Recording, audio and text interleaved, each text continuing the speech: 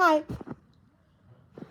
Firstly, I really want to apologize that it took me a long time to make my second visit. Really sorry for that. There are a plenty of things that this aneurysm burst episode has taught me, and this is just one of them. I call it I call it a supporting circle. We all are part of a supporting circle. Unconsciously, we all are supporting each other. We all need the service from others, and we are also providing the service to others. We have to appreciate the service that we are getting from others, and we also have to appreciate the service which we are giving to others. We have to do our duties with complete honesty and humbly.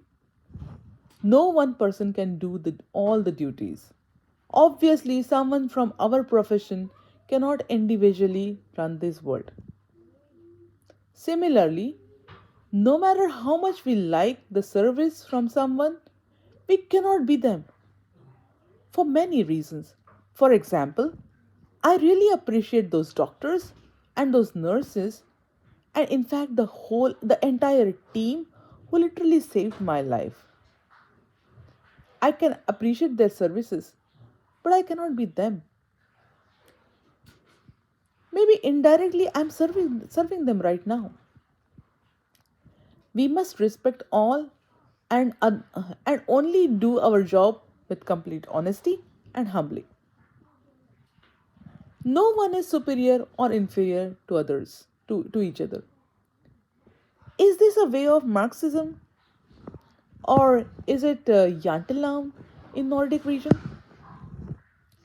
Yantelaun is something close to me and something I understand. Something I understand better. Probably because I have lived here for a long time. But it can be different for different people. But on 19th of October 2022, I went out for a walk with my mother, and when I came back in the evening, suddenly I had a very strange headache. A kind of headache that I never had before. I told my husband that this is different, so please call the emergency. I had never used that word before. So I know how worried he must have become after that. I really appreciate what he has done to me. It seems I also vomited and after that I became unconscious. He immediately called the emergency service in Sweden, and initially they had a very relaxed attitude because they thought this was just another case of a fake call of ordinary headache.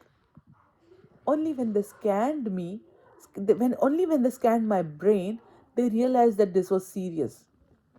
This was not an ordinary call, but this was an aneurysm burst. They literally saved my life after that.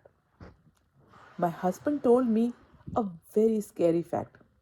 He said that I had stopped breathing when I reached the emergency hospital.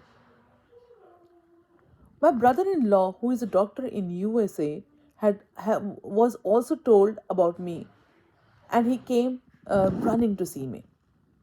When he saw that mark on my throat,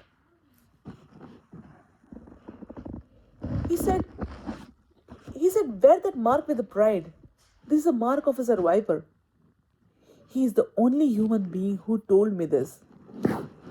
I think it is called the airway path. I couldn't eat or drink anything, which I know, but I couldn't even breathe. Everything was through the tube. Afterwards, the tube was moved to my stomach. I still have the mark on my stomach. One day I was very angry and I literally pulled that tube. So, yes, my husband has also seen my mood swing. My brother in law saw my scans of aneurysm burst and really got worried. He thought with the nurse here that I may not survive, but I'm here today. I'm here for my dreams. I'm here for my three beautiful children, and I'm here for each and every person who was there for me, who thought that I should have survived, who thought I should live. Initially, I was in Sweden, where they saved my life, and later on, I was airlifted to Glostrup in Denmark for a rehabilitation. After that, after I was stable, I was under an induced coma at that time. So obviously, I don't remember anything. Initially, I was very embarrassed. It was very embarrassing fact for me that I cannot remember a period in my life, a long period in my life. First, I was very relaxed. I thought it will come back. Then when it still was not coming back, then I was tensed, and I literally mucked up the schedule that I got from the commune here. It had details like which hospital I was in, what I was doing there, when did I start there, and how long I was there. So obviously, if I want, I could calculate my last day.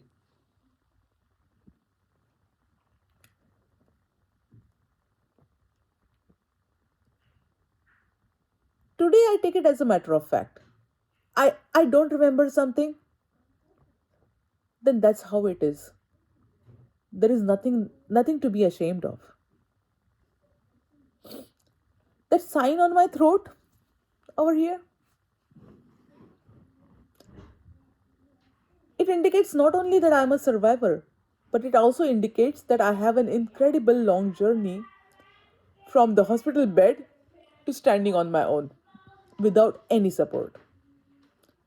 This should not happen with anyone, but if it does, then remember my journey and have a very positive attitude that anyone can survive like me. That is whole and sole purpose of these videos. Even if one person learns something from my journey, I will be very happy. And my purpose will be fulfilled. Normally when you fall sick, within a couple of months, provided that you had a proper treatment, you will be back. The difference here is that it takes a long time. So long that sometimes it takes even 2 years. This sickness really tastes your friends and your relatives' patience. Later it also makes you a bit bored, a bit confused, and you should definitely not lose your faith. When my husband saw that I'm not breathing, maybe it was easiest to declare me as a dead person and continue the hard life. But he did not give up. He still had hope. He kept on trying. Because of that, today I'm here. That poor guy doesn't even take any credit for this. He always says that it was a team of doctors who saved you. Yes, it was that team of doctors and nurses who did the actual job of saving me. But I cannot forget that he did not give up on me, and he believed in me all the time. It was really not easy. You must be thinking that my husband is a very lucky man and what a wonderful wife he has got. I would have really loved to agree with that. But the reality is little different. I'm not at all that ideal wife. When I'm very angry, I say no one is worse than me. And that is actually true. Basically, I am a very ordinary woman who fights a lot. Still, when it came to my life, he chose me. Really hats off for that.